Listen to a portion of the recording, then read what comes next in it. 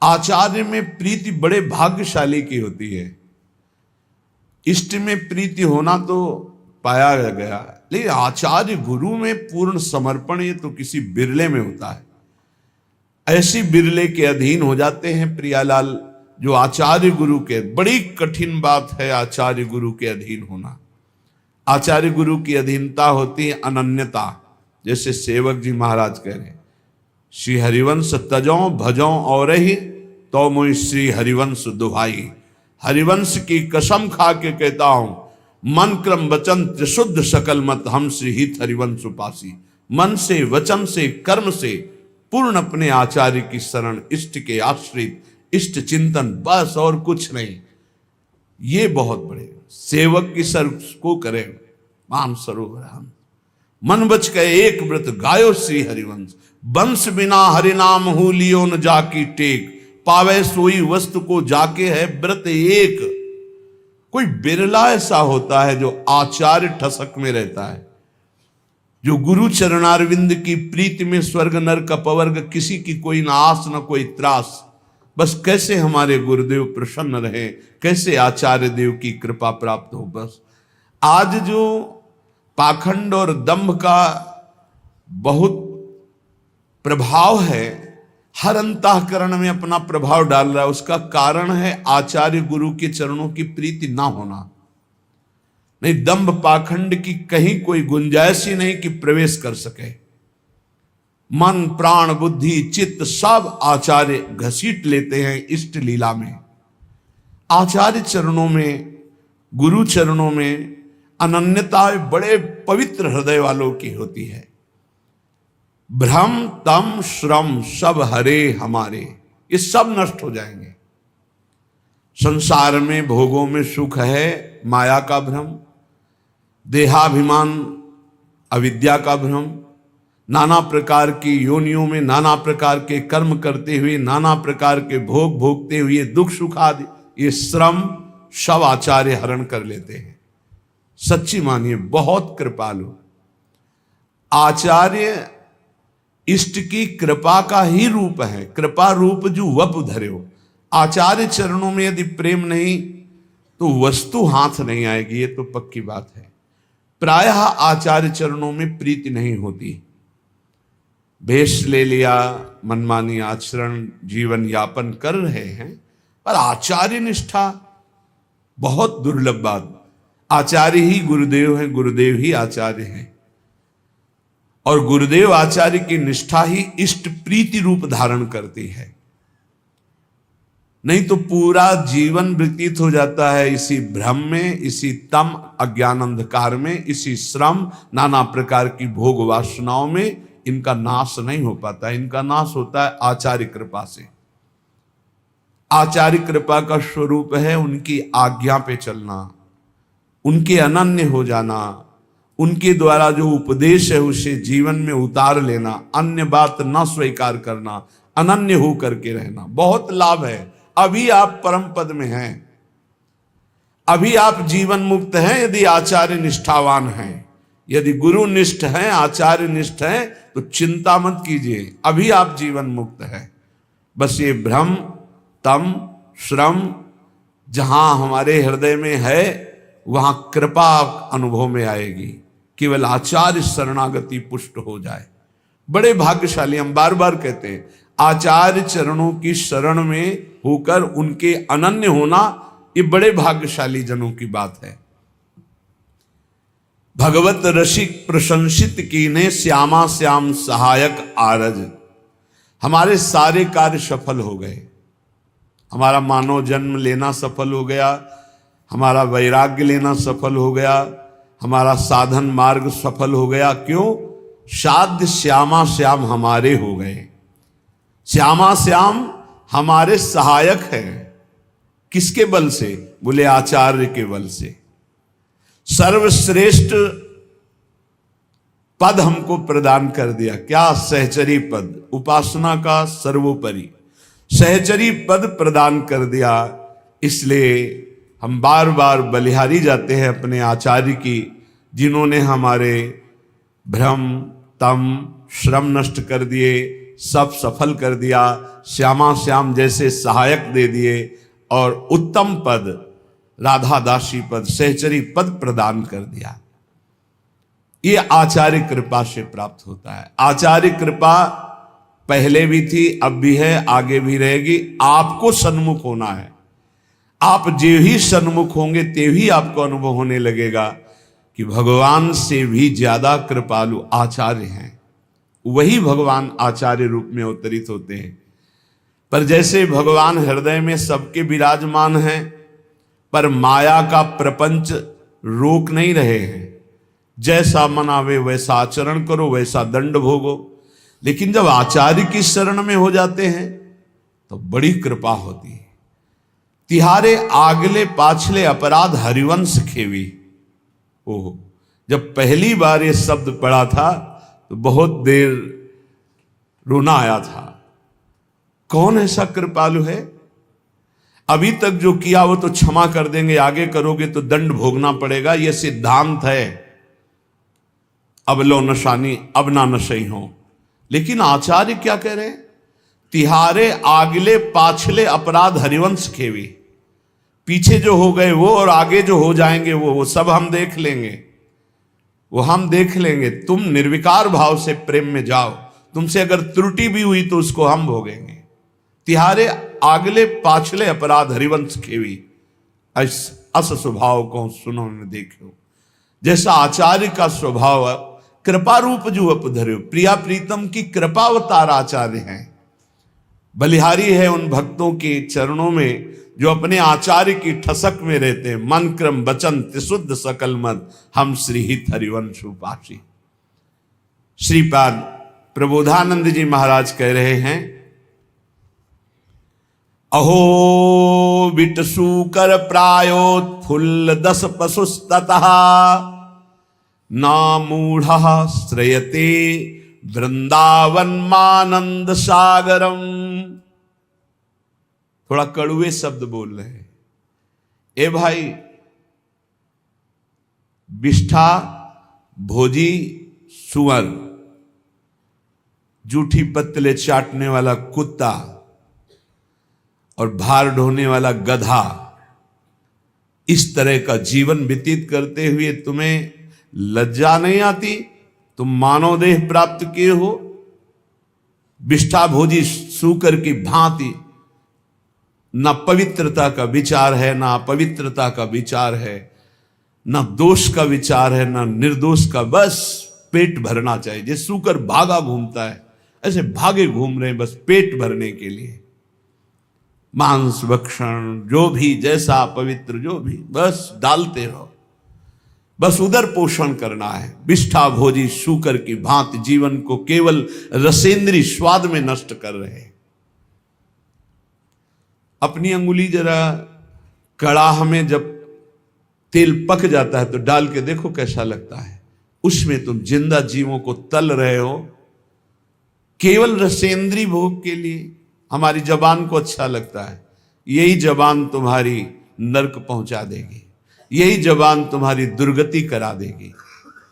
और कह रहे हैं श्वान की भांति, जैसे जगह जगह ठोकर खाने पर फिर वही, ऐसे ही नाना प्रकार के क्लेश, अशांति, दुर्गति प्राप्त कराने वाले भोगों में बार बार गधे की भांति, जैसे गधे को बोझे से मतलब ऐसे पूरे चिंतन में वही विषय भोग, वही संग्रह, वही परिवार राग मोह, उसी का बोझा ढो रहे हो।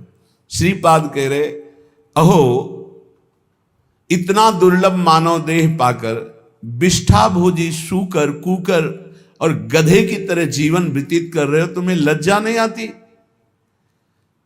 अरे मूर्ख, इधर आनंद नहीं, आनंद सागर तो तेरे हृदय में लहरा रहा है। आओ श्रीधाम वृंदावन का आश्रय लो, कुछ दिन रुको, सत्संग सुनो और उसको मनन करो और आचरण में उतारो, फिर देखो आनंद मिलता है कि नहीं। श्रीपाद कह रहे, सोच्या सोच्याति सोच्यो हम महामूढ़ाति मूढ़धी हठात सर्वं परित्यज्य यन्न वृंदावनम श्रेय। सोचनी, महासोचनी, महासोचनी।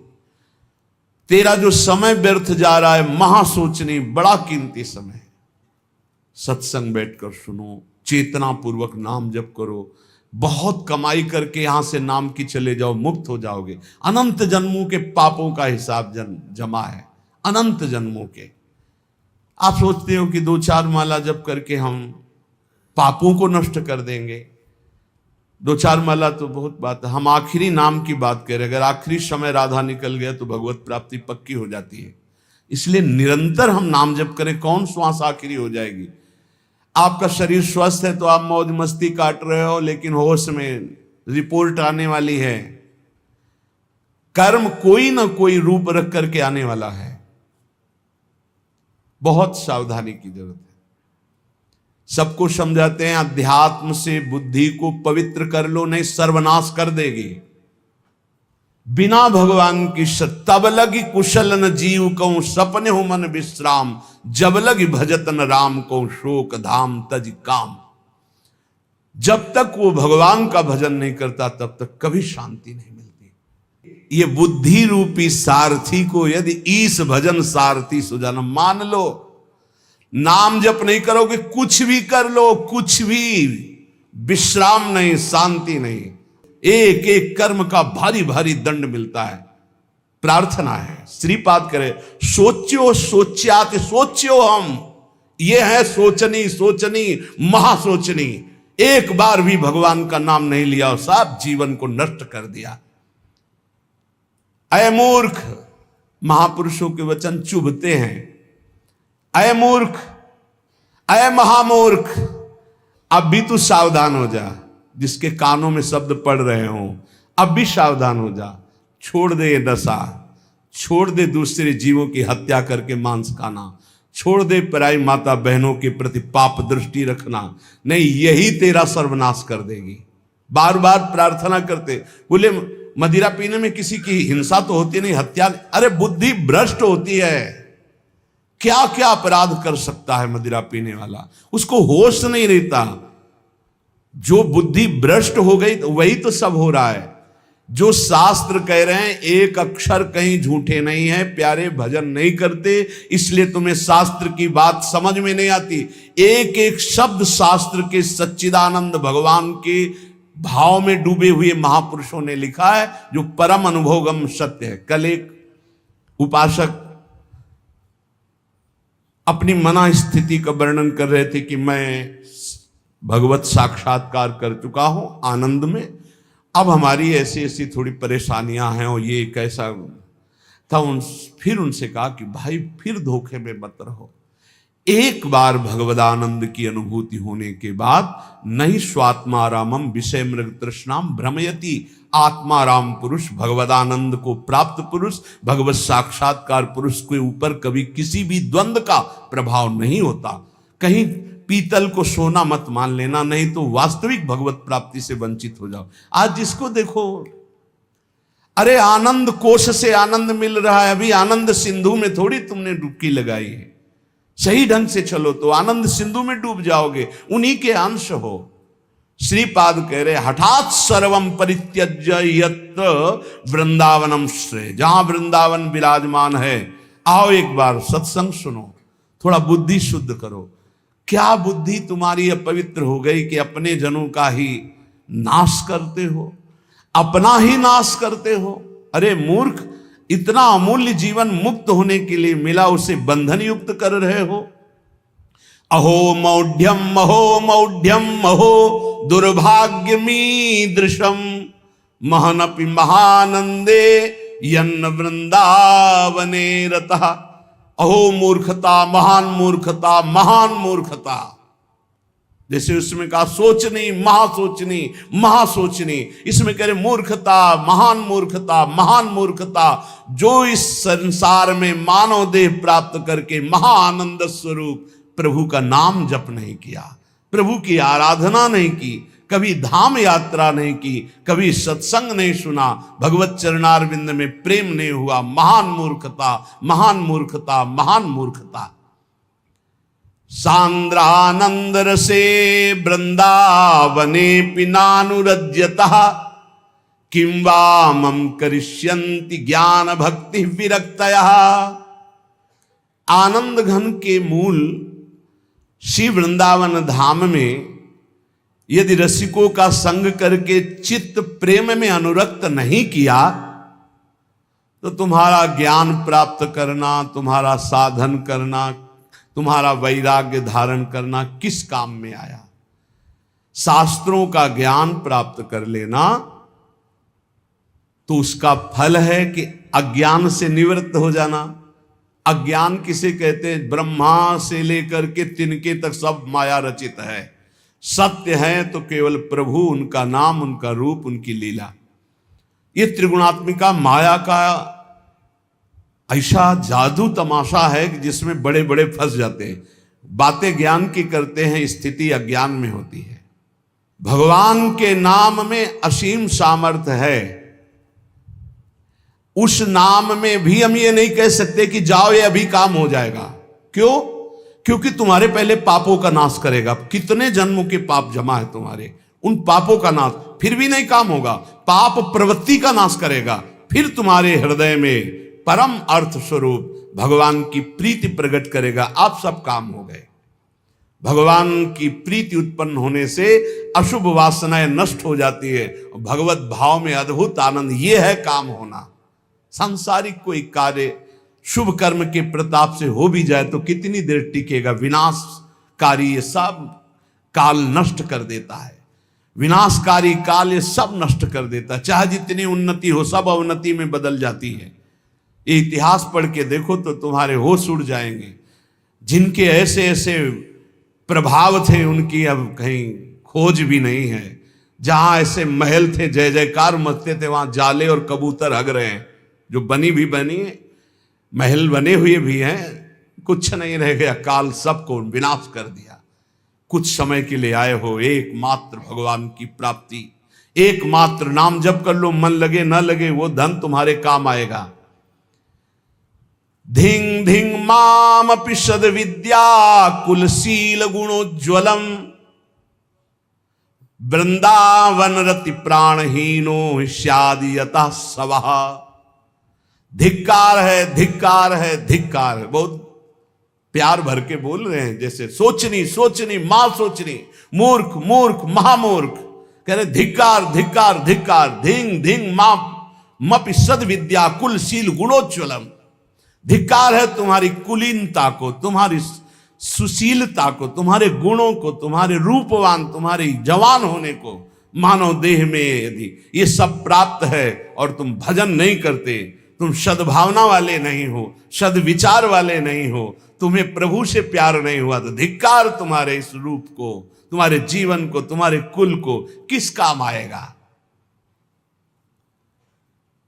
श्रीपाद कह रहे हैं, हा हा वृंदावनम त्यक्त्वा यदन्यत् कर्तुमुत्सहे जानन्नपि विषम भुंजेत् उत्कृत्य परमामृतम। वृंदावन, आपकी कृपा से हमने आपको प्राप्त किया है। अब मैं आपको नहीं छोड़ सकता। मेरा उत्साह कभी नहीं बन सकता कि मैं आपको छोड़कर जाऊं। अरे भला कोई परमानंद को त्याग कर विष पीता है क्या? ये संसार विष है। हे वृंदावन, आप परमानंद स्वरूप हो। जो आपका आश्रय ले लेता है, हरि उसका भार संभाल लेते हैं। धाम की एक बड़ी आंतरिक गुप्त महिमा है। जो ही आप धाम का आश्रय लेंगे तो धाम ही आपको संभाल लेगा। ये धाम चिदानंद कोई जड़ वस्तु नहीं है। और हरि जिसको संभाल ले उसको बिगाड़ कौन सकता है। सीम की चाप सके को तासु, बड़ रखवार रमापति जासु। बड़े रक्षक भगवान श्रीपति जिसके हैं, उसका बाल बांका कौन कर सकता है। इसलिए उपासक को अन्य आश्रय में चित्त नहीं लगाना चाहिए। भगवत आश्रय, भगवत ऋषिक जी कहते, जाको राखे सांवरो ताही न नाखे कोय। अम्बरीश प्रहलाद ध्रुव कुंती नंदन जोए। कुंती नंदन जोए विभीषण गजपति ऐसे। दुर्वासा असुरेश सुरुचि दुर्योधन जैसे। दुर्जन रावण ग्राह देख दुख लगे न ताको, भगवत रसिक नरेश बाह गई राखे जाको।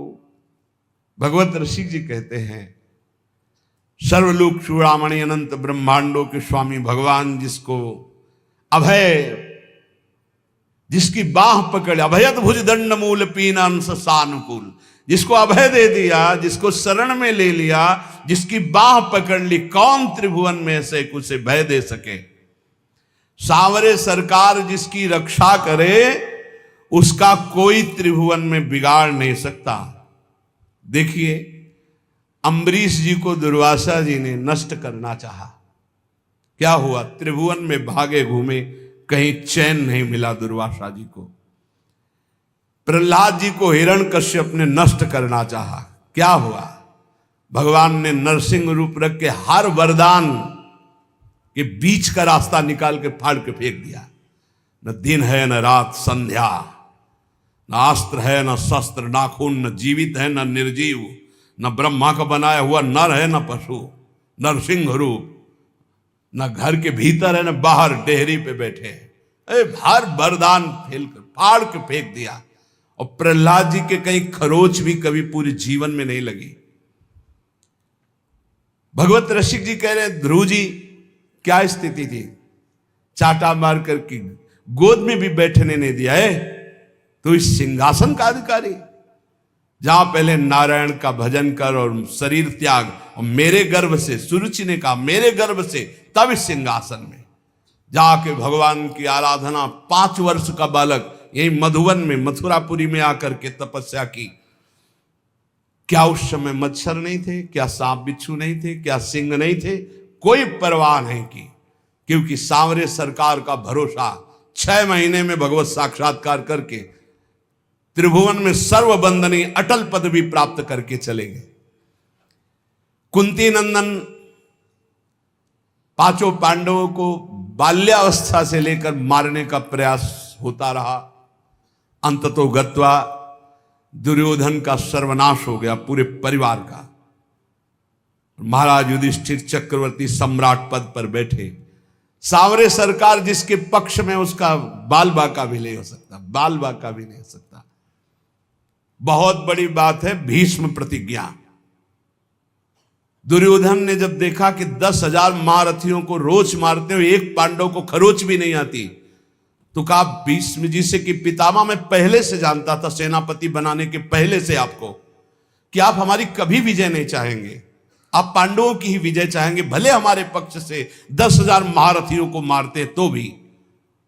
तो उनका ऐसा नहीं, मैं कोई पक्षपात नहीं कर रहा हूं, वो श्री कृष्ण द्वारा सुरक्षित है।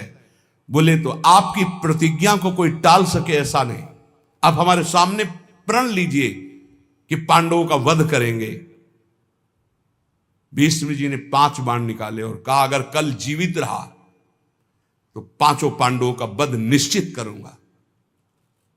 भीष्म प्रतिज्ञा। भीष्म जी अपने वचन के पालन के लिए अपने गुरुदेव परशुराम से युद्ध कर दिए, औरों की तो बात चले दो। अब बड़े आनंद में जय जयकार करता हुआ दुर्योधन निकला भीष्म के शिविर से कि कल पांडव प्रातःकालीन युद्ध क्षेत्र में, भीष्म जी ने प्रतिज्ञा की मारे जाएंगे। उसको पता था भीष्म जी का बल और उनकी प्रतिज्ञा, पर यह नहीं पता था भीष्म जिस बल से बलवान हो, महाबल श्री कृष्ण है, और श्री कृष्ण पांडवों के पक्ष में। गुप्तचर लगे रहते थे। तत्काल एक गुप्तचर पांडवों के शिविर में गया, जहां भगवान श्री कृष्ण विराजमान थे, पांडव शयन कर रहे थे। भगवान से कहा कि प्रभु भीष्म जी ने प्रतिज्ञा कर ली है, कल प्रातःकालीन 5 बाण निकालें, 5 पांडव मारे जाएंगे। खड़े हो गए भगवान, क्योंकि भीष्म महाभागवत और महावीर, परम पवित्र वचन वाले, परम पवित्र आचरण वाले, परम पवित्र चिंतन वाले महात्मा हैं। भगवान खड़े हो गए, टहलने लगे, विचार किया कि क्या किया जाए। द्रौपदी के शिविर में गए। द्रौपदी ने कहा प्रभु, बोले हाँ हमें भी सूचना मिल चुकी, आपको बताने की जरूरत नहीं, जल्दी तैयारी कर, मुझे दासी के वस्त्र दे। एक बार मैं पांडवों से फिर मिलकर आता हूं। वहां गए, पांडव जगह बैठे थे, तो उन्होंने कहा कि तुम्हें पता चला? बोले हाँ प्रभु पता चला। तो बोले शांति से कैसे बैठे हो? बोले आप अशांत हो इसलिए मैं शांत हूं। आप अशांत, जिसकी आप रक्षा करने के लिए अशांत हो चुके हो, चंचल हो चुके हो, अब मुझे क्या परवाह है? अरे बोले तुम तो बातें बनाते हो। और भगवान ने दासी वस्त्र धारण किए, द्रौपदी के दासी के वस्त्र धारण, नटवर नागर है लीला बिहारी। और द्रौपदी से कहा आगे आगे चलो, मैं पीछे पीछे चल रही हूं तुम्हारे। पूरी घाघरा और सब से पहरे। जो इस शिविर के प्रथम द्वार पर गए तो उनका पादुका उतारो, जो दासी का कर्तव्य है, और अपने पीतांबर में अंदर पादुका ली और दरवाजे पे खड़े हुए। बोले जाओ, इतना घूंघट रखना, इस समय मैं देख रहा हूं मेरे ध्यान में है, जाकर प्रणाम करना, फिर जो होगा आगे का खेल हम संभालते हैं। वो गए, पितामह के चरणों में प्रणाम किया, घूंघट। तो सोचा अभी दुर्योधन गया प्रण करवा के, उसी की बधू आई होगी, तो उनका सौभाग्यवती भव। तो द्रौपदी जी ने घूंघट हटाया और कहा ये सत्य माने जो अभी आपने कहा सौभाग्यवती भव, या थोड़ी देर पहले आपने 5 बाण निकाले हमारे पतियों की वध करने के लिए, हत्या करने के लिए, वो माने? भीष्म जी का माला छूट गया, संध्या के समय भजन कर रहे थे। बोले ऐसा तो फंसाने वाला केवल वही है, दूसरा तो फंसा ही नहीं सकता। अभी अभी थोड़ी देर में ही इतना बड़ा फंसाव कर देना, कहाँ है वो? कुछ नहीं बोली द्रौपदी जी। खड़े हुए भीष्म जी, दृष्टि डाली तो दरवाजे पे दासी वेश में जगत गुरु सांवरे सरकार खड़े। नजदीक गए, पकड़ा ऐसे, बोले ऐसे तुम हमारे प्रण को तोड़ना चाहते हो? तो देखा जूतियां द्रौपदी की गिर पड़ी। भीष्म जी के आंसू आ गए। कहा शिव विरंच जिसके चरण रखने की चौकी को नमस्कार करते हैं, वो अपने भक्त की पादुका लिए खड़े हैं। प्रभु जब आप इनके सुहाग की रक्षा का, तो काल की भी ताकत नहीं। द्रौपदी से कहा बेटी वास्तविक तो सौभाग्यवती है जिसके रक्षक श्री कृष्ण। फिर भाव बदला और कहा हे कृष्ण, यदि आपने मेरा प्रण तोड़ा तो कल युद्ध में आपका प्रण न तोड़ दूं तो गंगा पुत्र शांतन नंदन भीष्म नहीं कहा। जो भगवान बोले कि अपने भक्त के लिए एक प्रण की क्या बात, सैकड़ों बार झूठा कहा हूं तो भी मुझे कोई फर्क नहीं पड़ता। सच्चिदानंद भगवान कह रहे हैं अपने भक्त के लिए मुझे 100 बार यदि झूठा कहलाना पड़े तो मैं 100 बार झूठा कहला, एक प्रण तोड़ने की बात क्या है? जाको राखो सांवरो ताहि न नाखे कोई। जिसकी रक्षा सांवरे सरकार करते हैं उसका कौन बाल बाका कर सकता है? बोले कुंती नंदन जोए विभीषण गजपति। ऐसी अमोघ शक्ति रावण ने विभीषण को चलाई थी। ये भ्रातृद्रोही, हमारी पूरी लंका का नाश करने वाला राजद्रोही, मैं तुझे मृत्यु दंड देता हूं, अब काल भी नहीं बचा सकता। और मंत्र का शक्ति संचार करके जे ही भाले का प्रहार किया तो तुरंत विभीषण पाछे मेला, सन्मुख राम सहयो सोई सेला। भगवान ने उसको अपनी ताकत से नष्ट नहीं किया, तुरंत विभीषण पाछे मेला, सन्मुख राम सहयो सोई सेला। उस महान शक्ति संपन्न सेला को, बर्छी को भगवान ने अपनी सीधे छाती पे सही विभीषण को पीछे कर लिया और वो शक्ति अंतर ध्यान हो गई। भगवान की कहीं सच्चिदानंद अंग में पीड़ा थोड़ी पहुंचा सकती है। कह रहे कुंती नंदन जो विभीषण गजपति जैसे। थक गया गजेंद्र जब देखा कि अब की झटके में ग्राह ले ही जाएगा, पुकारा हरि। भगवान गरुण जी को छोड़कर नंगे पैर दौड़े और सुदर्शन चक्र जी से ग्राह को परम पद और गजेंद्र को बाहर किया। जाको राखो सांवरो ताहि न नाखे कोई। विश्वास रखना चाहिए, हम भगवान की शरणागत हैं, हमारा कोई बाल बांका नहीं कर सकता। और जाको आदर हरि करे तासु अनादर कौन, जवासु अनादर हरि करे ताको आदर कौन। भगवत ऋषि जी कह रहे हैं जिसका आदर भगवान श्याम सुंदर करें उसका आदर कौन नहीं करेगा त्रिभुवन में, सबको करना होगा। और जिसका अनादर प्रभु कर दे फिर उसका कोई आदर कर सके, ऐसा नहीं है। भगवान किसी का अनादर नहीं करते हैं, पर जो भगवान की आज्ञा का उल्लंघन करता, धर्म विरुद्ध आचरण करता, पापाचरण करता है, फिर भगवान उसका अनादर कर देते हैं। जाको आदर हरि करे तासु अनादर कौन। जब सुपच वाल्मीकि की पूजा कराई तो राजसू यज्ञ में बड़े बड़े महात्मा ब्रह्म ऋषि भगवान शंकर सब आए हुए थे। सब आश्चर्यचकित हो गए कि यज्ञ की पूर्णता ऐसे अकिंचन, ऐसे दैन्य महापुरुष के द्वारा पूर्ण कराई भगवान ने। राजसू यज्ञ में जय जयकार मच गई, सबसे बड़ी पूजा हुई सुपच वाल्मीकि की। जाको आदर हरि करे तासो अनादर कौन, और जासु अनादर हरि करे ताको आदर कौन। जिसको हरि अनादर कर दे, तू मेरी आज्ञा का उल्लंघन करके मनमानी पापाचरण कर रहा है, तो कह रहे फिर वो कभी आदर का पात्र नहीं बन सकता जिसका भगवान अनादर। तभी लोग कहते भगवान से डरो, लेकिन आज इतना ज्ञान छाया हुआ है और सर्वनाश का खेल हो रहा है, सर्वनाश का खेल हो रहा है।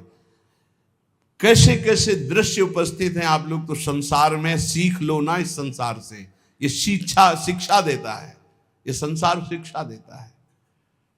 नवीन नवीन पशुओं के शरीरों खा रहे, तो उनके बच्चे वो गाड़ी से उतर करके जल लाने के लिए गए, शीशा लाख हो गया, पता नहीं कैसे आग लगी, चिल्लाता रहा पूरा परिवार गाड़ी में, वो बाहर ऐसे तड़प रहा है पानी लिए, पूरा परिवार जल रहा है। खाओ तुम, दिखा रहे हैं तुम्हारे। ये बहुत सावधान, ये हम ऐसे नहीं चिल्लाते मांस मत खाओ, शराब मत पियो, पराई माता बहनों की तरफ पाप दृष्टि मत करो, किसी का धन अपहरण मत करो, ऐसे नहीं कह रहे। बहुत शास्त्र सम्मत बात कह रहे हैं, बहुत मंगल की बात कह रहे हैं। मान लो, अभी जबान को रोक लो, अभी गंदी बातें रोक लो, भगवान के नाम में बड़ी सामर्थ्य है, आपको बल मिलेगी। ताको आदर कौन इंद्र अद्यापि जो देखो, गोवर्धन गिरिराज भयो सब पूज्य विषेखो। देखो भगवान ने जब इंद्र को ऐसे करके गिरिराज जी का आज तक गिरिराज जी की जय जयकार हो रही। क्या बिगाड़ लिया इंद्र ने ब्रजवासियों का। भगवत रसिक अनन्य पान गहिलीनो ताको। बस ये कुछ ऐसे शब्द हैं जो हृदय में एकदम, भगवत रसिक अनन्य पान गहलीनो ताको। भगवान ने जिसका हाथ पकड़ लिया, सुरजन सब अनुकूल करे दुर्जन कहा जाको। समस्त दैवी शक्तियां उसके अनुकूल हो जाती। ये दुर्जन लोग, दुष्ट लोग कुछ उसका बिगाड़ नहीं सकते, जिसको भगवान सांवले सरकार अपने पक्ष में कर ले। इसलिए उपासक को धाम की कृपा से, रसिकों के संग से जो आराध्य देव की प्रियता प्राप्त होती है, निर्भय हो जाए। किम करोम्यहम मुन्मत्तो यत् किंचित प्रलपाम्यल ज्ञान भक्ति विरक्त्यादि व्यर्थम वृंदावनम बिना। क्या करूं, ये लोग पागल हो रहे, समझ ही नहीं पा रहे हैं। कैसे बस रुपया आवे, रुपया से भोग सामग्री, बस कैसे रुपया आवे, कैसे भोग लूं। बहुत सावधान, बहुत सावधान। पागल होने के लिए नहीं आ पाए, आप विवेकवान बनने के लिए आए। जिसको देखो ऐसे पागलपन से प्रलाप करता है, बहुत सावधान। श्रीपाद कह रहे प्रलाप्यम, प्रलाप पागलों जैसा, स्पष्ट पागलों जैसा प्रलाप। सब भगवान की शक्ति से संपन्न है, कोई संशय नहीं, पर आज तक कोई महापुरुष ऐसे भगवान की शक्तियों को नहीं। भगवान की शक्ति लोक का पालन करने के लिए विराजमान है। लोक जब अधर्माचरण करता है तो वही शक्तियां उनको नष्ट करने वाली बन जाती है, और जब धर्माचरण करता है तो उन्हीं का पालन करने वाली बन जाती है। वशिष्ठ जी त्रिकालज्ञ महापुरुष है। वशिष्ठ जी नई सृष्टि रचने वाले सामर्थ्यशाली महात्मा है। वशिष्ठ जी भगवान राम को ब्रह्म उपदेश करने की सामर्थ्य रखने वाले महात्मा है। योग वासिष्ठ पढ़ के देखना। जब भरत जी विकल होकर कहते हैं कि महाराज आपके होते हुए अयोध्या उजड़ गई, सिया राम जी का वनवास हो गया, महाराज जी का प्राणांत हो गया दशरथ जी का। माताएं हमारी सौभाग्य भाव से उजड़ गई आपके होते हुए। तब कहा सुनो भरत, ऐसे तो नहीं किया, सुनो भरत भावी प्रबल बिलख कहो मुनिनाथ, हानि लाभ जीवन मरण जस अपजस विधिहान। ये विधान रचा गया कर्मों का। अरे तुम माला 2 माला 10 माला जपते होगे, जो रात दिन भजन में लगे रहते हैं उनके बड़े बड़े रोग होते हैं, कैंसर, ये वो। तो शरीर का प्रारब्ध भोगना होता है, ऐसे कोई मिटा नहीं। हमने देखा है एक महापुरुष अगर किसी के कैंसर को मिटाए तो अपने पैर में कैंसर लिया और पैर कटवा दिया। यही संतों की महिमा होती है। पर हित लाग तजय जो देही, संतत संत प्रशंसय तेहि। हमने देखा है, ये हम कोई कहीं सुनी बातें नहीं कहते। जब तक हमारा भागवतिक दिमाग पास नहीं कर देता तब तक हम किसी का चमत्कार नहीं मान। बहुत बार उन्होंने प्रार्थना की, गरीब आदमी है, ऐसा ऐसा। सुबह हमने सुनाया है, कुल्ला कर रहे थे ऐसे, चल रोज परेशान करता है, खत्म कैंसर। लेकिन उसी कैंसर को जादू से खत्म नहीं किया, अपने टांग पे लिया, अपने चरण पे लिया और फिर यहां से पूरा पैर कटवाया और व्हील चेयर पर चलते रहे, फिर शरीर को पूरा किया। ये महात्माओं का हृदय। परहित लाग तजय जो देही, संतत संत प्रशंसयते। ऐसा वाला नहीं, अपने ऊपर ये सिस्टम है शास्त्री। जैसे भाई जी ने पूज्य राधा बाबा का प्रारब्ध लिया, ऐसे हैं कि अपने करुणा में भरकर दूसरों का प्रारब्ध भोग ले लिया और भोग रहे, मिटा नहीं रहे। उनका मिटा दिया पर स्वयं भोग रहे। कहीं ऐसा नहीं पाया गया है कि कोई अपने तप से दूसरों के ऐसे सब प्रारब्ध का, ऐसा नहीं है। गंगा जी भी दूसरे के पापों का नाश करते हैं। तो पहले ही भागीरथी से, गंगा जी जो भगीरथ से प्रश्न किया कि मैं जब भूतल पर जाऊंगी तो पापी लोग मेरे ऊपर पाप छोड़ेंगे तो मेरे पाप कैसे नष्ट होंगे। तब उन्होंने कहा जो साधु शांत समचित्त भगवत चिंतन परायण, वो जब आपका स्पर्श करेंगे तो आप निष्पाप हो जाएंगे। सर्व जगह बात आती, भगवत चिंतन, नाम जब, भगवत आराधना। भाई ये जीवन भगवान के लिए है, इसलिए ये चिंता मत करो अब मुझे क्या करना चाहिए आनंद के लेने के लिए। आनंद लेने के लिए सांसारिक कर्तव्य धर्म पूर्वक करो और नाम जप करो। ये पागलों वाली बातें छोड़ो। ना तुम किसी और कार्य से अपने प्रारब्ध मिटा सकते हो और ना कोई मिटा सकता है। प्रारब्ध एक बहुत बड़ा दैवी बल है, जो तुम्हारे पूर्व किए हुए कर्म है उनको भोगना पड़ेगा। और जब प्रारब्ध मिटाने वाला भजन होता है तो इतना ज्ञान हो जाता है कि प्रारब्ध मिटाने की इच्छा नहीं रहती। और जब तक उस कोटि का भजन नहीं होता तब तक प्रारब्ध मिटता नहीं। ये भी बात ध्यान रखो। इसलिए प्रारब्ध को भोग लो, नाम जप करते हैं। पागलों वाले नहीं कि दौड़े घूम रहे हैं हमारा कोई प्रारब्ध मिटा। शरीर में रोग आया, अस्पताल बने जाओ, कुछ रुपया खर्चा करो, कुछ कष्ट सहो, दवा खाओ, प्रारब्ध प्राश्चित में बदल जाएगा, प्राश्चित हो जाएगा, वो नष्ट होगा धीरे धीरे। या शरीर लेने आया है तो राधा राधा राधा, हजारों शरीर छोड़े, कोई नई बात है क्या कि शरीर छोड़ेंगे? राधा राधा राधा राधा, प्रभु को प्राप्त हो गए।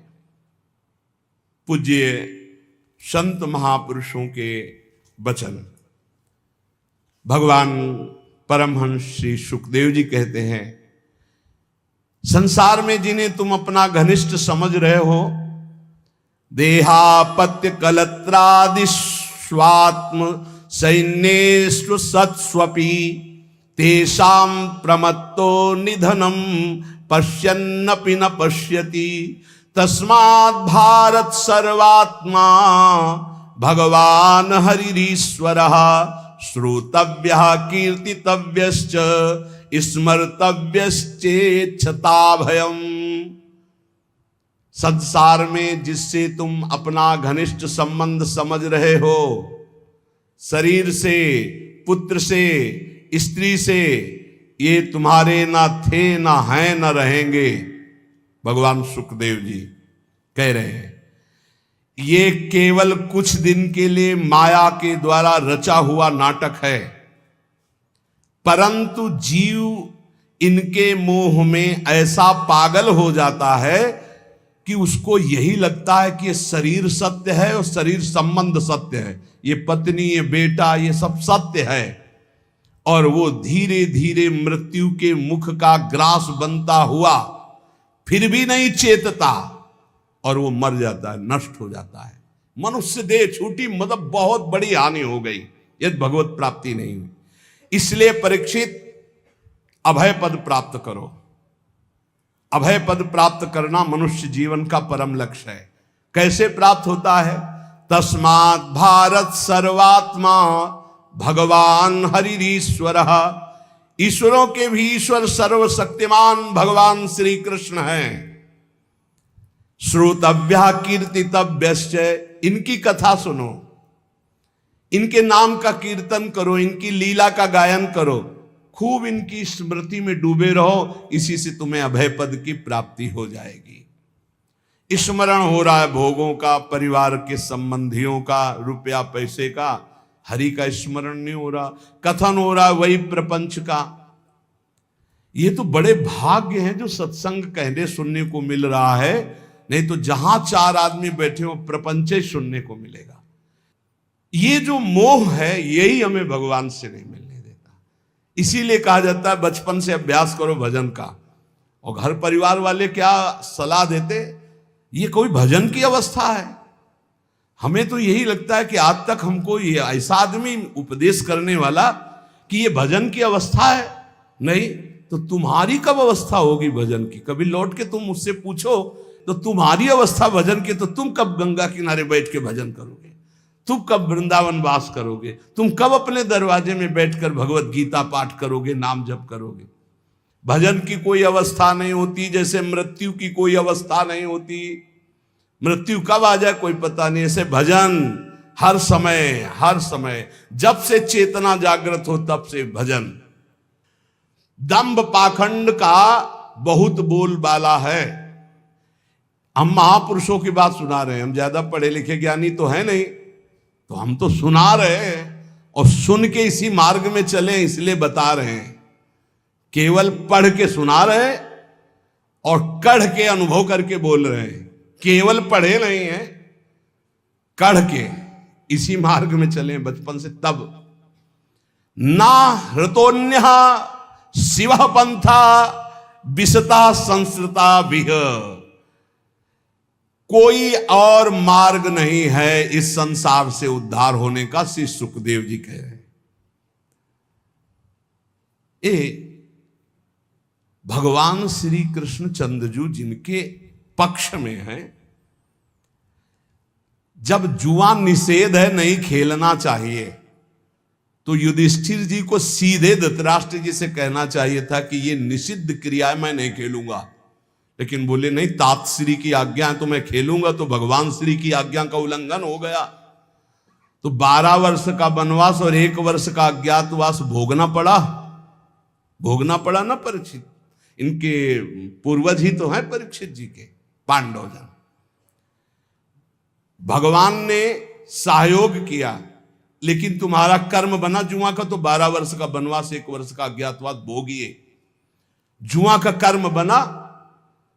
अगर श्री कृष्ण चंद्रजू एक सूचना केवल भेज देते द्वारिका से कि धृतराष्ट्र जी होश में, ये तुम्हारे लड़के जैसे उपद्रव कर रहे हैं, होश में, तो दाऊ दादा की गर्जना के आगे किसी की नहीं चलती। लेकिन आप बैठ करके जुआ खेल रहे हो, बार बार हार रहे हो, फिर द्रौपदी आपको सब वापस करवा दी, फिर आप आकर के खेल रहे हो। 12 वर्ष का वनवास 1 वर्ष का वनवास आराम से भोगना पड़ा पांडवों को। भगवान जिसको निषिद्ध करते हैं उसको रोकना चाहिए, नहीं खेलेंगे। एक बार हो गया, चलो गलती हो गई, इतना बड़ा तांडव मच गया कि द्रौपदी को निर्वस्त्र करने की बात आ गई।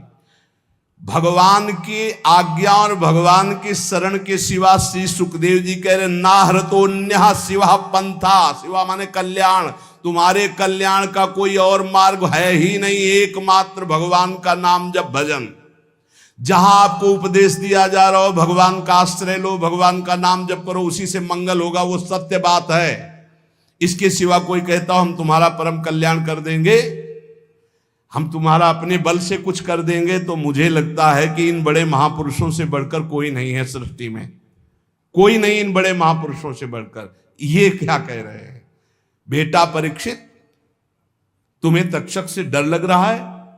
बोले ना गुरुदेव, अब करोड़ों तक्षक साक्षात मृत्यु का रूप धर के आ जाए तो आपने जो मुझे अमृत पिलाया इसके बल से मुझे कोई भय नहीं।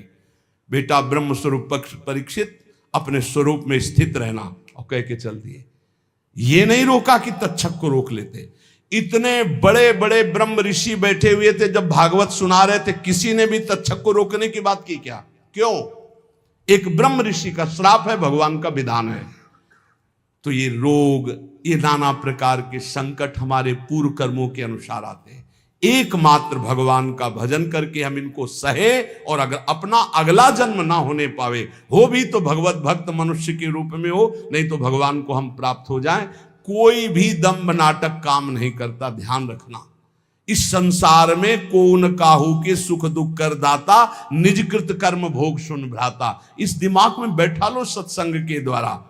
नाहृतोन्य शिव पंथा विसता संसृतावी वासुदेवे भगवती भक्ति योगो यतो भवेत। इसके लेखक हैं भगवान श्री कृष्ण द्वैपायन व्यास जी, कहने वाले हैं परमहंस श्री सुखदेव जी, और सुनने वाले हैं महान सम्राट, गर्भ में भगवत साक्षात्कार किए हुए परीक्षित जी महाराज। कह रहे हैं संसार चक्र में पड़े हुए मनुष्य के लिए एकमात्र साधन है भगवान श्री हरि के चरणों की भक्ति। इसके अतिरिक्त और कोई सिवा पंथा नहीं है। शिवा माने कल्याण, पंथा माने मार्ग, और कोई कल्याण का मार्ग नहीं है। एकमात्र भगवान वही हरि हैं, वही हर हैं। उन्हीं की भक्ति के द्वारा ही हम अपना संसार चक्र से उद्धार कर सकते हैं। पिबन्ति ये भगवत आत्मनः सताम कथामृतम श्रवण पुटेषु संभृतम पुनन्ति ते विषय विदूषिताशयम ब्रजन्ति तच्चरण सरोरुहांतिकम। जो रोज सत्संग सुनते हैं, जो रोज भगवान की चर्चा सुनते हैं, कानों में भर भर कर भगवान के नाम गुण लीला रूप का पान करते हैं अमृत का, उनके हृदय से विषैला विष भोगों का उतर जाता है, हृदय शुद्ध हो जाता है। और जहां हृदय शुद्ध हुआ तो भगवान यही हृदय में प्रकाशित हो जाते हैं।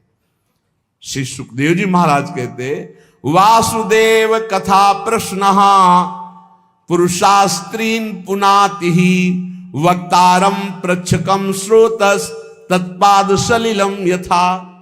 अगर कहीं तुम्हें संत समागम मिले, प्रश्न करने का अवसर मिले, तो भगवान के संबंध में प्रश्न करो, भगवत प्राप्ति के संबंध में प्रश्न करो, संसार से मुक्त होने के लिए प्रश्न करो।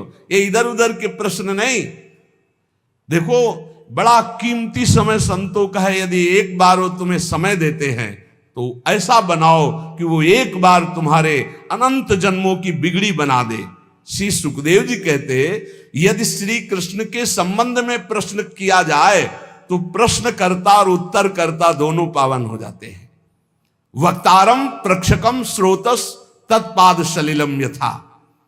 बोले भगवान के विषय में प्रश्नकर्ता, उत्तर देने वाला और सुनने वाला तीनों पावन हो जाते हैं, जैसे भगवान का चरणामृत सभी को पावन करता है। इसलिए यस्तु तम श्लोक गुणानुवादः संगीयते भीक्षणम मंगलग्नः तमेव नित्यं शृणुयाद भीक्षणं कृष्णे मलाम भक्तिम अभीप्समानः। भगवान श्री कृष्ण का गुणानुवाद समस्त अमंगलों का नाश करने वाला है। ये है सही अमंगलों का नाश करने की बात। अगर आप भगवत चर्चा करते, जैसे एक दिन नरकों का वर्णन किया कि उस ऐसे ऐसे वाले नरक जाते हैं, तो बहुत लोगों ने प्रार्थना की कि उपाय भी तो बताओ कैसे बचे। ये 38 के 38 सब हम में पाए जाते हैं। कोई कह रहा था 10 हैं, कोई कह रहा था 5 हैं। बड़ी घबराहट हो रही, क्योंकि आपकी बात पे विश्वास है, इसका मतलब टिकट बन गई नरक की हमारी, जाना पड़ेगा। तो जल्दी उपाय बता दो नरक से कैसे हटे। तो यस उत्तम श्लोक भगवान श्री कृष्ण संगीयते, यदि उनका गान किया जाए, जैसे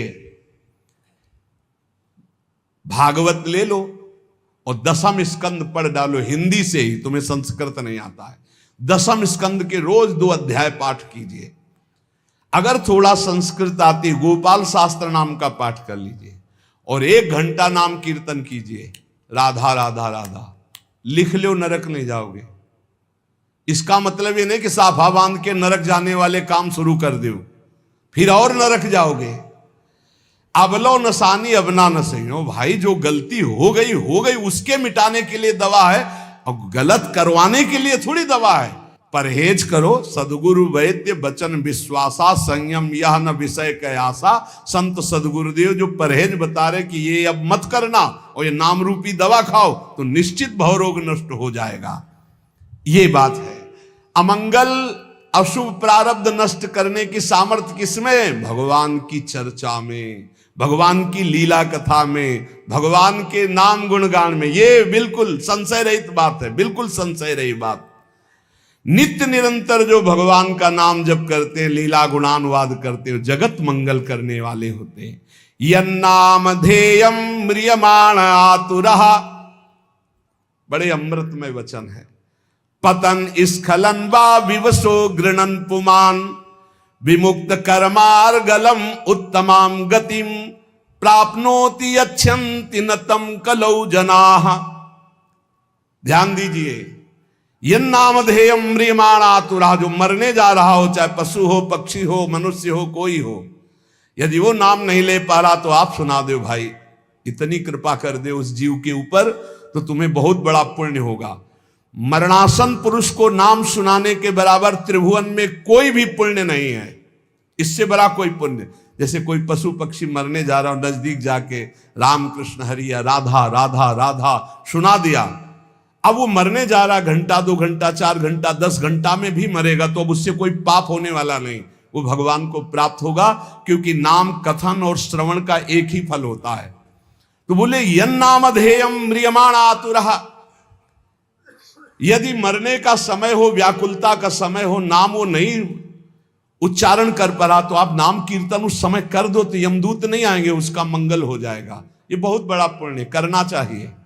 आसपास कहीं सुनो कि कोई पधार रहा है तो रज ले, चरणामृत ले, जाओ उसके मुंह में डालो, कोई परिचय नहीं, हमें कोई परिचय नहीं, वो भगवान का अंश है, उसे भगवान की प्राप्ति करानी हो, जाके थोड़ी देर बैठ के राधा राधा राधा, घर वालों से कोई मतलब, और बस उठे हो चलावे, उसका मंगल हो गया।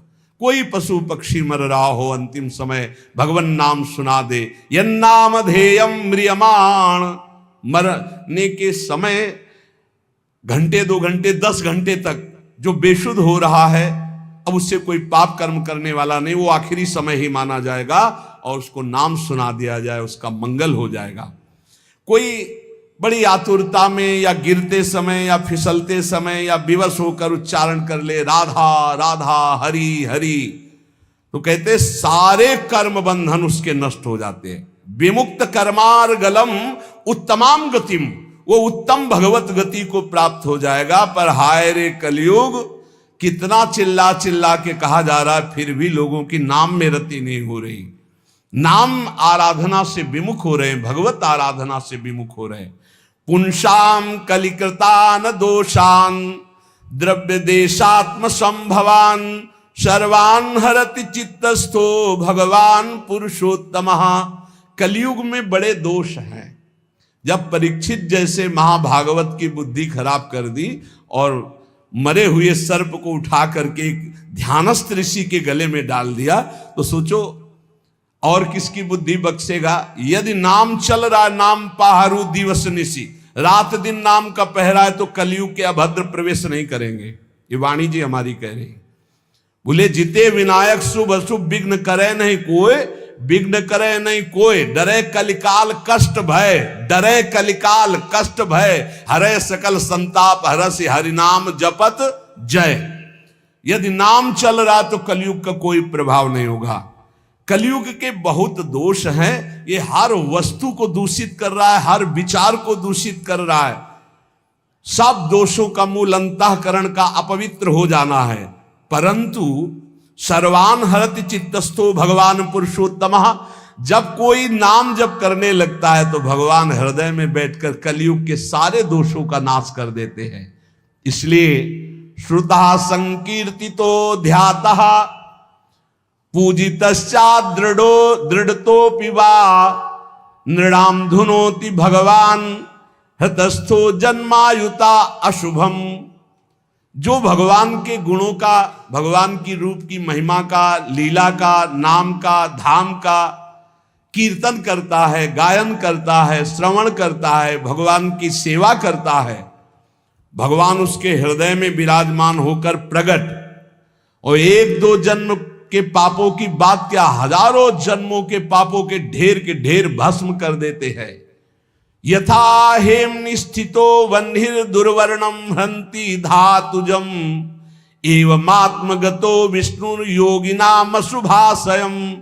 जैसे सोने को अग्नि में डाल दो तो उसका मल नष्ट हो जाता, चमकने लगता है, ऐसे ही भगवान साधकों के हृदय में जब सुमिरन किया जाता है निरंतर, तो भगवान हृदय में प्रकाशित होकर अविद्या को भस्म कर देते हैं, अशुभों को भस्म कर देते, दिव्य ज्ञान प्रकाशित हो जाता है। नाम जप, लीला कथन, लीला श्रवण, ये बहुत जोर की बात है।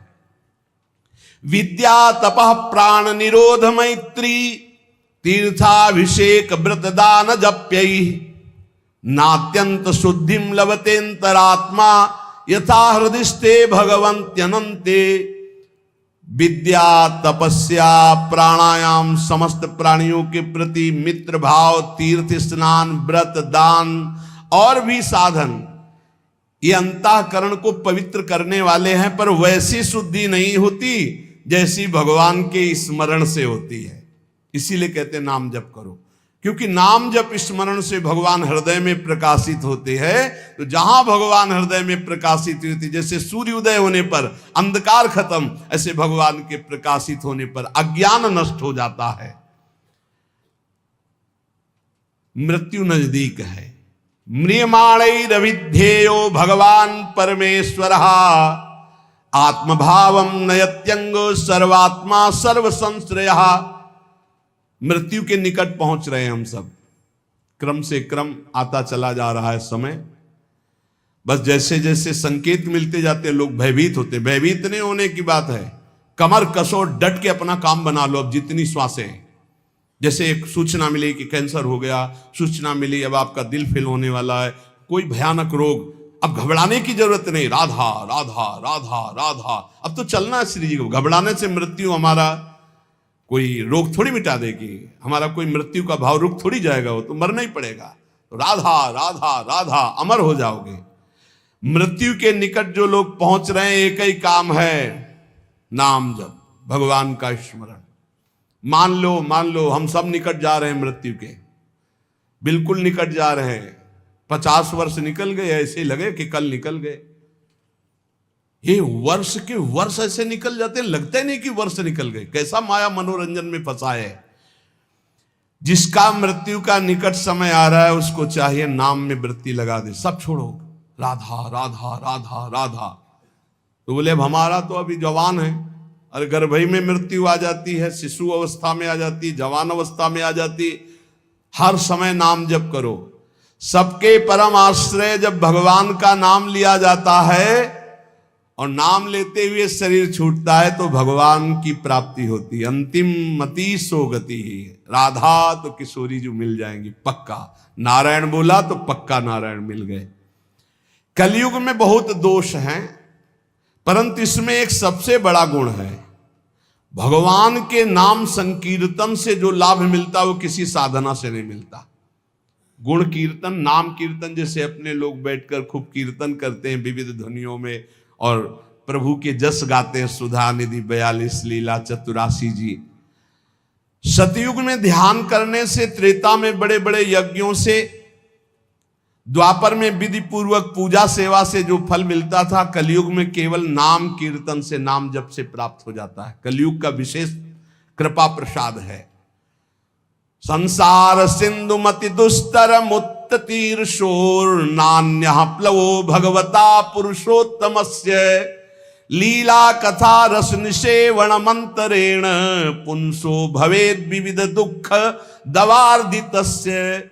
जो लोग सहज में सरलता पूर्वक इस संसार समुद्र से मुक्त होना चाहते हैं, भगवान सुखदेव जी कह रहे हैं, जो लोग अनेक प्रकार के पाप कर्म कर चुके हैं और उस दुख दावानल से दग्ध होने वाले हैं, उनको बचना है तो एक उपाय है, भगवान का नाम जप करो और भगवान की लीला कथा सुनो।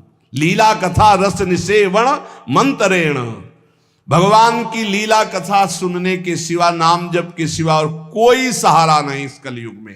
सब साधन चौपट कर देता है कलयुग, एकमात्र परम पवित्र नाम और भगवान की लीला कथा, इसी से सब प्राप्त कर लो, सहज सरल भाव से भगवान की प्राप्ति।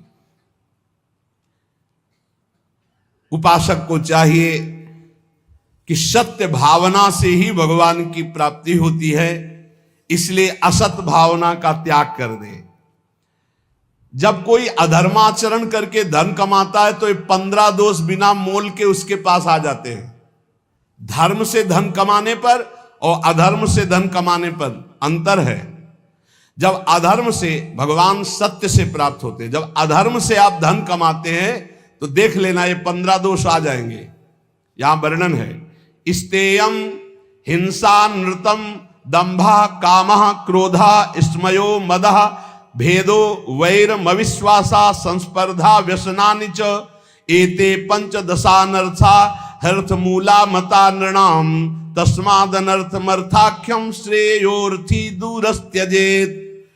ये 15 पापाचरण उसके अंदर आ जाते हैं जो पाप से धन कमाता है, अधर्माचरण से। बोले घूस ले लिया, निर्दोष को दंड दिला दिया, दोषी को मुक्त करा दिया, या छीन झपट करके चोरी कर लिया, कई तरह से अपराध प्रवृत्तियों से, अधर्माचरण से, छल कपट से, तो सुन लो ये 15 पापाचरण उसके अंदर आ जाते हैं। 15 पाप कराने वाले हैं। पहला आता है, उसमें चोरी का स्वभाव आ जाएगा, चाहे वो कर चोरी समझो, सरकार के कर की चोरी भी तो होती है, चोरी का स्वभाव आ जाएगा। जैसे कोई कहे बड़े ईमानदार है, हम तो कोई चोरी नहीं करते, तो भैया देख लो, जब अधर्म से धन कमाओगे तो इतनी प्रीता होगी कि सरकार को कर देने की हिम्मत नहीं पड़ेगी। विविध प्रकार से आप कर चोरी करेंगे। कर चोरी करना भी पाप है, क्योंकि वो राजकर है। यदि उसको धर्म में आप लगा रहे हैं बात अलग है, नहीं तो उसको सरकार को दो, क्योंकि सारी व्यवस्थाएं हैं। कर चोरी को भी चोरी भी कहते हैं। हमें लगता है अगर ना दो तो तुम पकड़े भी जाओगे, बंदी भी बना दो, तुम्हारा धन भी जब्त हो जाएगा ना। तो चोरी अधर्म से धन कमाए पर, अब देखो जो बेचारे सरकारी नौकरी करते हैं तो उनको कटवाने की जरूरत नहीं हो, तो सरकार कर काट के अपने आप ही देती है। जहां अधर्म का धन कमाया जाएगा उसमें कर नहीं दे सकते, फिर वो अधर्म आचरण पाप कराएगा। पहला है चोरी, स्तेयम। दूसरा हिंसा, पक्का। धन अधर्म के द्वारा जब आता है तो वो हिंसा कराने की, प्रेरक, कर्ता, अनुमोदन, तीनों पाप को, चोरी और हत्या, हिंसा। जहां अधर्म का धन आएगा वहां शुरू। और झूठ बोलना तीसरा। चौथा दंभ करना। पांचवा काम भोग, रुपये के बल से व्यभिचार करना, यह आ जाएगा अधर्म के धन से। और गुस्सा, क्रोध, अहंकार, गर्व, भेद बुद्धि, बैर, अविश्वास, स्पर्धा, लंपटता, जुआ, शराब, ये 15 दोष अधर्म के द्वारा कमाए हुए धन में आ जाते हैं। इसलिए अधर्म के धन से डरना चाहिए लोगों को। अगर अधर्म का धन स्वीकार किया तो बुद्धि भ्रष्ट करके महान पापाचरण कराने लगता है। यह शरीर अधर्म के धन से पोषण करने के लिए नहीं मिला। इसमें है क्या? देहि स्थिमांस रुदिरेभिमतिं त्यजत्वं जाया सुतादिषु सदा ममतां विमुंच पश्यानिशं जगदिदं क्षणभंग निष्ठं वैराग्य राग रसिको भव भक्ति निष्ठा धर्मं भजस्व सततं त्यज लोक धर्मान् सेवस्व साधु पुरुषान् जहि काम तृष्णाम् अन्यस्य दोष गुण चिंतन मासु मुक्त्वा सेवा कथा रसम हो नितराम पिबत्वम। भाई शरीर पोषण के लिए अधर्माचरण मत करो। ये शरीर कोई खास वस्तु नहीं है। ये शरीर हड्डी मांस और रुधिर का पिंड है। इसे आप अपना स्वरूप मानना छोड़ दें। ये आपका स्वरूप नहीं है। स्त्री पुत्रादि ये भी कर्म भोग के अनुसार आए हुए हैं, चले जाएंगे, तुम्हारे नहीं हैं। इनको अपना ना माने। इस संसार को रात दिन क्षण भंगुर देखें। यहां कोई वस्तु स्थायी नहीं है, सब नाशवान है। एकमात्र वैराग्य रस के रसिक होकर भगवान की भक्ति में लगे रहे। हर समय भजन में रहो। हर समय कभी भी कोई भी घटना घट सकती है। भगवत स्मरण है तो भगवान को प्राप्त होगे। कह रहे हैं सबसे बड़ा धर्म है भगवान का भजन करना। धर्मम भजस्व सततम त्यज लोक धर्मान। इन लोक धर्मों का त्याग करो, भागवत धर्म में आओ। भागवत धर्म से प्रेम धर्म की यात्रा करो। निरंतर भजन करना ही सबसे बड़ा धर्म है। और ये भजन साधुजनों के संग से होता है, उनकी सेवा से होता है। तो साधुजनों की सेवा करो, संतों का संग करो तो भगवत भजन होगा। भोगों की लालसा फटकने मत दो, नहीं तो संतों का संग छूट जाएगा। पापाचरण करने वाला फिर संत संग में अरुचि हो जाती है। एक बहुत भगवत सेवा किए तो उसका फल हुआ कि उनको साधु संग मिला। जब साधु संग मिला तो एकदम टूट पड़े साधु संग में, साधु सेवा में। फिर एक दिन कहा हमारा तो सब कुछ छूट गया। हम क्लब जाते थे, हम ये करते थे, वो करते थे, वो। हमारे दोस्त कहते हैं कि इतना नहीं होना चाहिए, नहीं तो फिर गड़बड़ हो जाता है। अब दोस्तों के संग का रंग चढ़ा कि जहां 63 पे आ गए थे वहां 36 पे पहुंच गए। 36 में समझते हैं उल्टा, 63 में सन्मुख, 6-3 सन्मुख, और 36 में पीठ, उल्टा हो गए, बिल्कुल उल्टा हो गए। अच्छा, उल्टा जब बुद्धि हो जाती है उनको समझाओ, तब उनको दोस्तों की बात पुष्ट लगेगी कि देखा ना वो कह रहे थे, देखो फंसा रहे थे ना। अब हम थोड़ा हटने की कोशिश की ना तो देखो मीठे मीठे वचन बोलने लगे। माया ऐसे फंसाती है कि आप समझा भी नहीं सकते। समझाने की सोचो तो दिमाग में तत्काल भागवतिक प्रेरणा आ जाती है कि समझेगा कि स्वार्थवश बोल रहा है, क्योंकि उसकी बुद्धि भ्रष्ट है। आरत अधिकारी जब पावे गूढ़ो तत्व न साधु, आप समझा भी नहीं सकते। साधुजनों की सेवा से ही परम भागवत धर्म भजन होता है। साधुजनों की आज्ञा में रहने से ही भजन होता है। पर जहि काम तृष्णाम, ये काम भोग और भोगे हुए भोग को पुनः भोगने की इच्छा ये संत संग से दूर कर देती। इसे लिख लो, जय काम तृष्णाम। अगर कामना और तृष्णा का त्याग कर साधु संग नहीं करोगे तो साधु संग टिकेगा नहीं। थोड़े दिन के बाद रंग दूसरा बदल जाएगा, क्योंकि कुसंग में बहुत संग गया है आपका और सत्संग में तो थोड़ा ही गया है। बहुत चमत्कार है कुसंग का, सत्संग से भी ज्यादा। इसलिए कि कुसंग से बहुत जन्म हो गए संग करते हुए, और सत्संग तो अभी कुछ क्षण हुआ। जहां कुसंग मिला तो लगता है कि हाँ, एक बार हमारे सामने कह दिया कि शराब नहीं पिएंगे, अगर शराब पी लिए तो दोबारा हमारे सामने खड़े होने लायक नहीं रहोगे। तुम्हारा मन तुमको इतने दूर हटा देगा कि तुम सामने नहीं आओगे, और आओगे भी तो ऐसे ही होगा, ऐसे नहीं हो सकते। तुम्हारा हृदय नहीं कहेगा कि मैं आंख मिलाऊं, तुम्हारा हृदय नहीं कहेगा कि मैं सेवा करूं, तुम्हारा हृदय नहीं कहेगा कि मैं सम्मिलित हो जाऊं आपकी सभा में। मान लीजिएगा बहुत बढ़िया अवसर है, एक बार यदि छोड़ दिया तो दोबारा ऐसे दुष्टों का संग मत करना जो अपनी मित्रता की कसम खिला करके आपको धर्म भ्रष्ट करते हैं। वो मित्र नहीं, वो शत्रु हैं। सच्ची ऐसे देखते देखते माया कैसे भ्रष्ट करती हुई दिखाई देता है। इसलिए साधुजनों का संग करो, पर जहि काम तृष्णाम, काम भोग और भोगे हुए भोगों की तृष्णा का त्याग करके। क्योंकि भोगों की लालसा ये साधु सेवा में नहीं टिकने देती। दूसरों के गुण दोषों का चिंतन मत करो। अन्नस्य दोष गुण चिंतन मास मुक्त्वा। प्रभु की सेवा और प्रभु की लीला कथा सुनो और खूब नाम जप करो।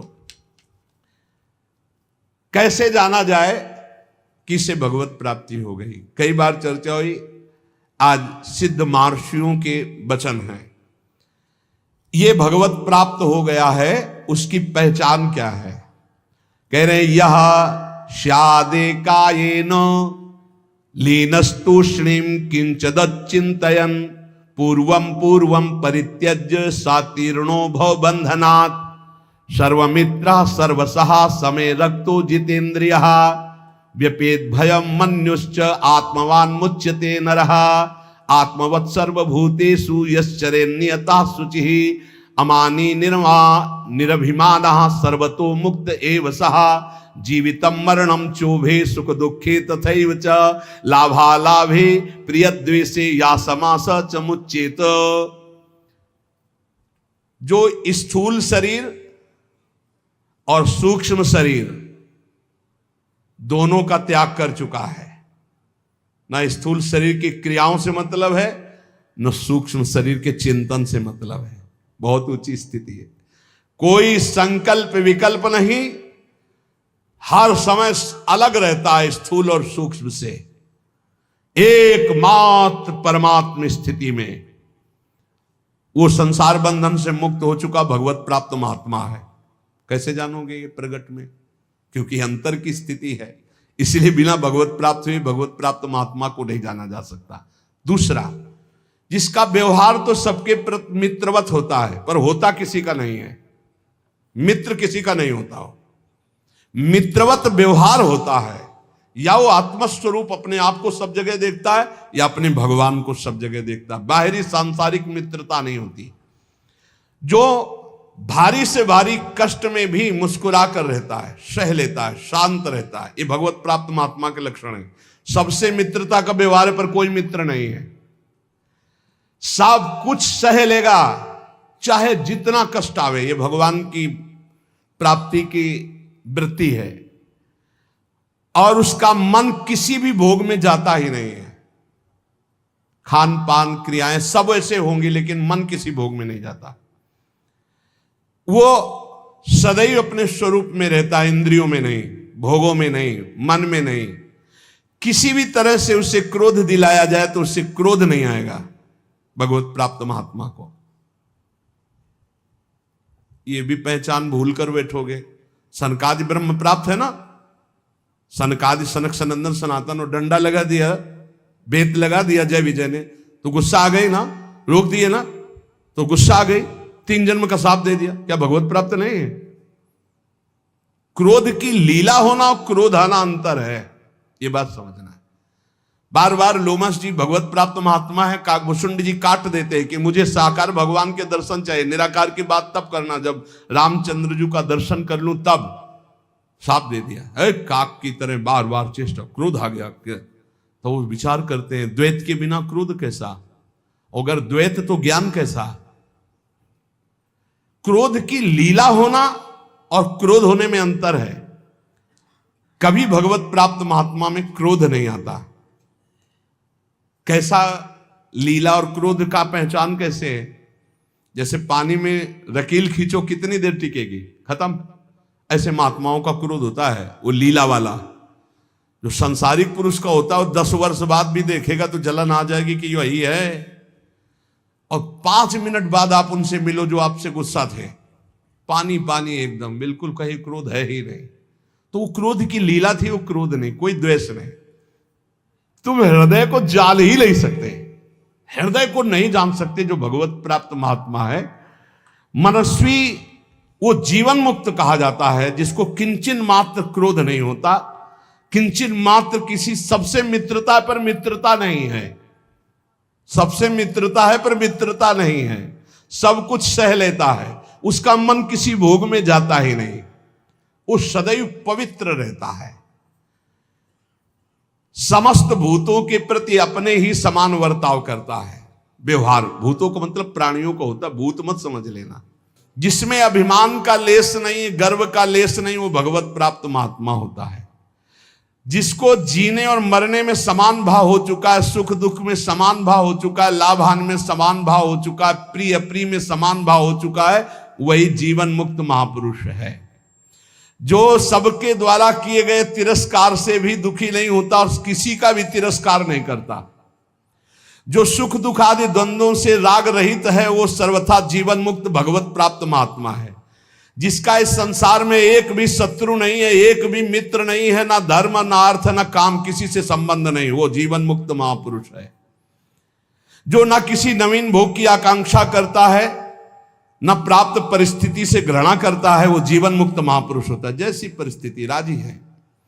जो धर्म और अधर्म दोनों से परे है, जो पूर्व संचित पापों के परिणाम स्वरूप शरीर का त्याग कर दिया है, शरीर रहते हुए भी, क्या स्थिति, जिसकी कोई भी वासना नहीं, जो पूर्णतया निष्काम हो चुका है, वो भगवत प्राप्त महात्मा माना गया है। जिसके हृदय में कभी किसी के प्रति दोष दृष्टि नहीं होती, जो अनित्य जन्म मृत्यु को देखता रहता है, जन्म भी अनित्य है, मृत्यु भी अनित्य है, और जरा आदि दोष भी अनित्य है, वो भगवत प्राप्त महात्मा है। इसलिए भगवत प्राप्ति के लिए जोर कसो, खूब नाम जप करो, भगवत चरित्र सुनो और डर हटा दो। कोई डर तुम्हारे अंदर नहीं रहेगा यदि नाम रूपी अंगरक्षक हमारे पास है, हर समय नाम। इसलिए खूब नाम जप करो, निर्भय रहो, स्वस्थ शरीर रहे ऐसे आचरण करो, क्योंकि इसी शरीर से भगवत प्राप्ति होनी।